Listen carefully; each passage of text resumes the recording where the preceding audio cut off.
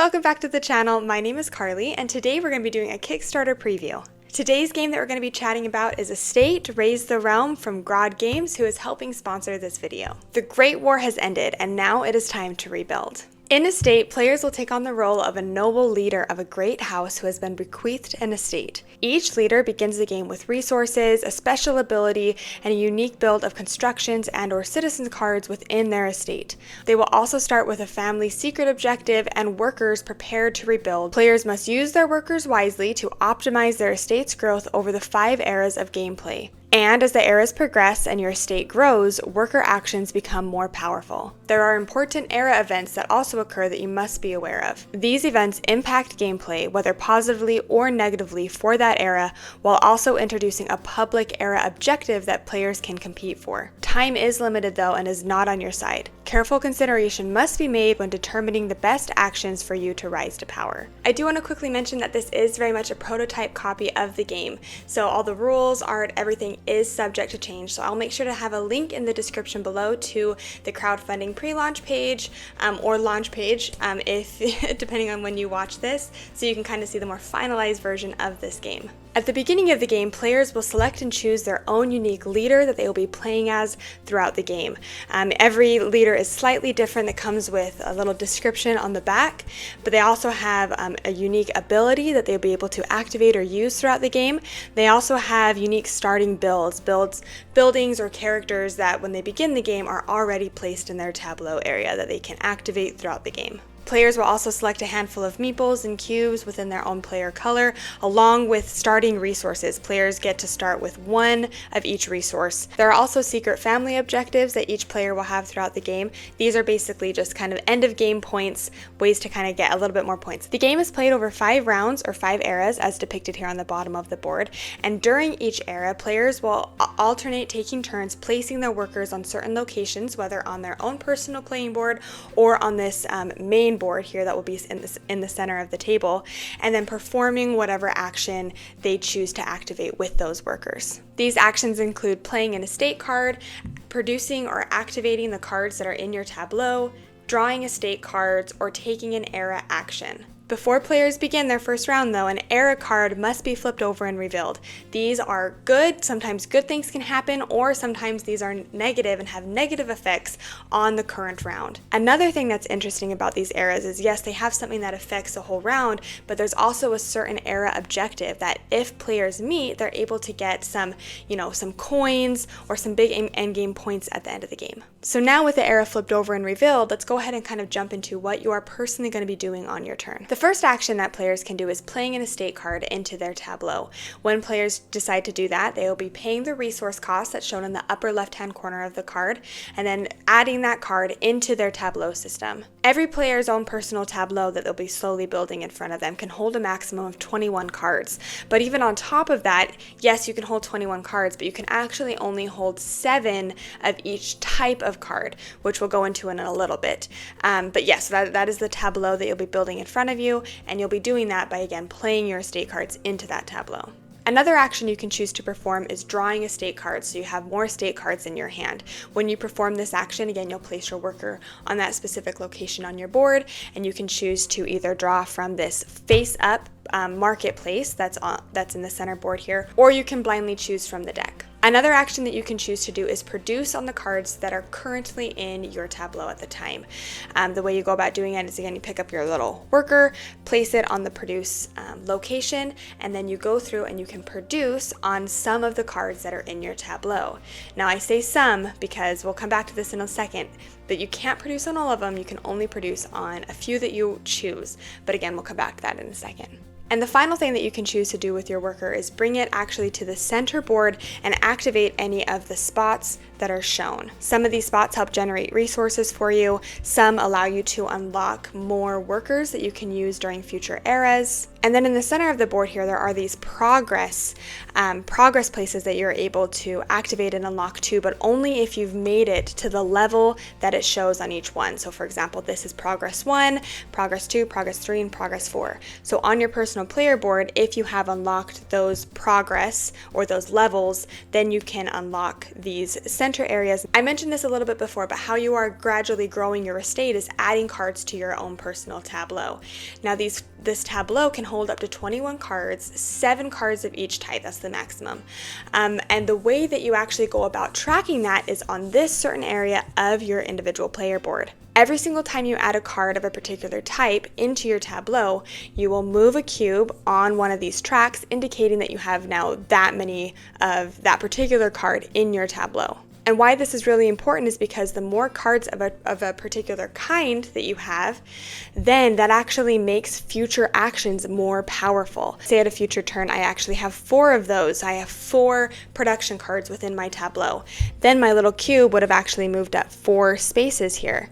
Because my cube is now at 4 spaces, the next time I go to take a production action, no, I don't have to just do 1. I can actually activate 4. 3. I can choose to activate 3 cards instead of 1. So as your tableau is building, your little cubes will be moving up this track, again, making future actions more powerful. You'll be able to produce more on more cards that are in your tableau. You'll be able to draw more cards. And on this bottom row here, this is where you actually unlock these eras, or the center column, basically, of the main board. As the game goes on, you will slowly be able to unlock all of the abilities or all of these progress actions here in the center. These cards here in the center of the board are really powerful, and they can only be used once per era.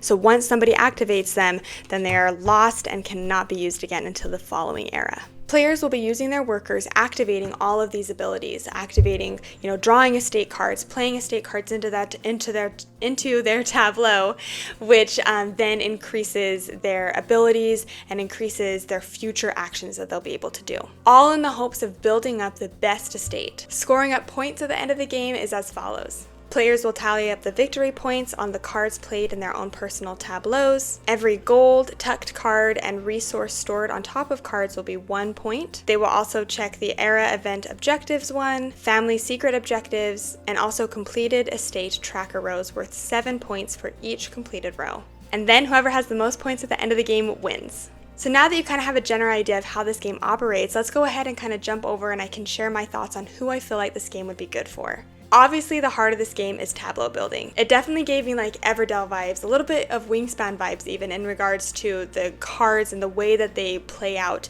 within your own personal tableau. But what makes it interesting is not only are you just, kind of building out your tableau to increase your abilities, get better abilities as the game goes on, you're actually dealing with the secondary puzzle that's kind of going on your own personal player mat. Because the cards that you have in your tableau, yes, they have abilities, but the type of card that they have actually impacts the strength of your future moves moving forward.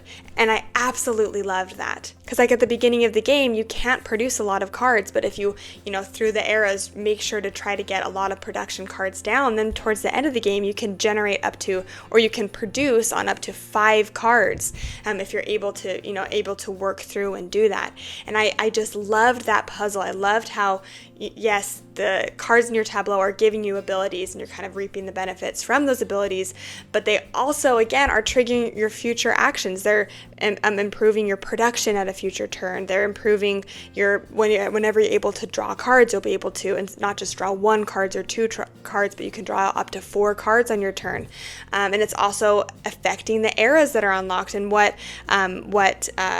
certain places on the board that you're able to go and place your workers on. So I love that trade-off of, yes, you need the abilities that you need, but also you want to put the certain cards down to help make your abilities stronger at a future turn. Something else that I really loved are the starting builds that every single player were able to start with, because it almost feels like you start the game almost like 1 round in or a couple rounds in, because you're able to sit down, you have your character with their ability and also with the starting cards, and you're like, okay, it almost like gives you a little bit of the direction to go right from the beginning of the game. I loved it. Like I mentioned, it just kind of gives you that direction. It gives you that head start. I really enjoyed the special little abilities that all of the characters use. It kind of makes it fun, kind of switches things up a little bit. And again, me being like a huge themer, I love going through and like reading all the descriptions of all of the characters on the back. Most games come with 4 or 5 people that you can choose from. This game came with so many different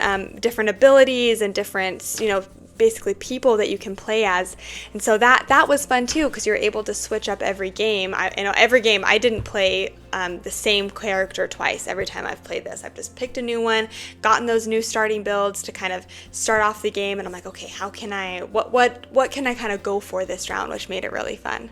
And kind of coming back to theme, I felt like the theme really came through really strongly, not only on the character cards, but also on just the cards themselves. All of the cards had abilities that I feel like really matched up with like what their card was. Like, I know my personal favorite card was like the dungeon card, because I believe on the dungeon card, when you activate it, you can throw somebody into the dungeon. You like get coins for that.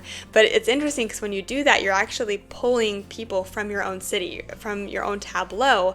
So if you have a character or somebody that you're not using or that you don't want in your tableau anymore, you can just take them and throw them into the dungeon. So I felt like the cards really correlated with what they were, like theme-wise. If you had a forest, you generate wood. If you have a quarry, you generate stone. But I really loved the people, like I played this game with Kim, and she had like an assassin, so she was just going around like killing people left and right because of her assassin that was within her city. And along with the theme, I really loved the eras, because there are some eras that you flip the card over and it's like a really good thing that happens every round, and then there's other eras where it's like terrible. Like, I believe one of my favorite one was actually the plague, because it was so fun. Like, I mean, obviously it was terrible, but it was fun because you flipped it over and it was like this huge plague that like affected the land, so you actually had to, like, one of the people that was in your tableau actually died.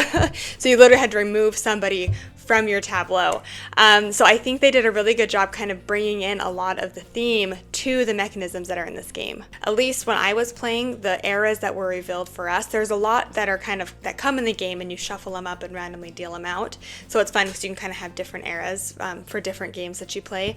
But I felt like the eras definitely affected me. Like, there are some times in games where something happens to everybody on the board, and it might not happen. It might happen to you, it might not. I felt like during the eras, they really did affect everybody in both the good ways, but also bad ways. But then on top of that, I loved how every single era had an objective. It had an objective that if you met it, you were able to, get extra gold that round, which again, it equates to basically end game points.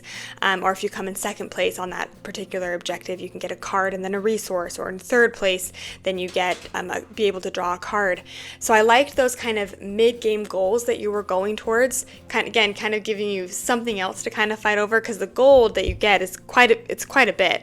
So you definitely want to try to be going towards those eras and those era objectives if you are able to. This center area was also fun too, because you kind of felt like you were leveling up, and you definitely want to try to level up as quickly as you can to claim these before somebody else can, because again, they're limited. So once somebody claims them, then you're unable to claim them until the next era, and it really sucks sometimes because some of these are really good. So kind of coming back to who I personally would recommend this game for, if any of the things that I mentioned, if you like tableau games, tableau building games, like Everdell, like Wingspan, if you like, strong theming within your cards, if you like kind of like this medieval theme of building out your kingdom, building out your estate, if you like the the resource management and kind of like the mid-game goals that you're going towards, if all of those sound interesting to you, I would definitely kind of hit the link that's going to be in the description below to check out this game and see if it would be a good fit for you and for your family.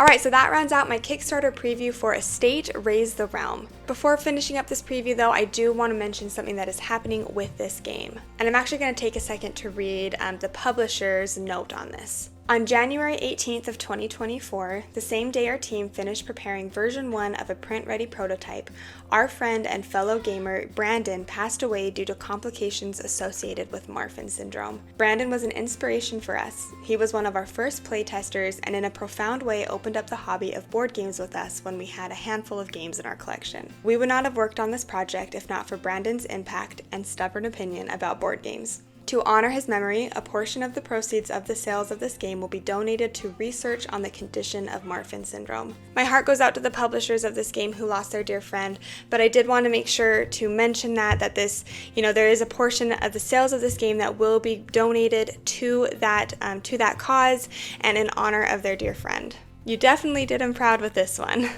Alright, so that was my preview for Estate, Raise the Realm. Huge shout out to God Games for helping sponsor this video today. And again, all of the links and everything I mentioned will be in the description below. And if you're interested in following like the donation of the proceeds for this game to that particular foundation, make sure to sign up for their newsletter, again, in the description below. Thanks so much for spending some time with me today. I hope you have a great rest of yours, and we'll see you later.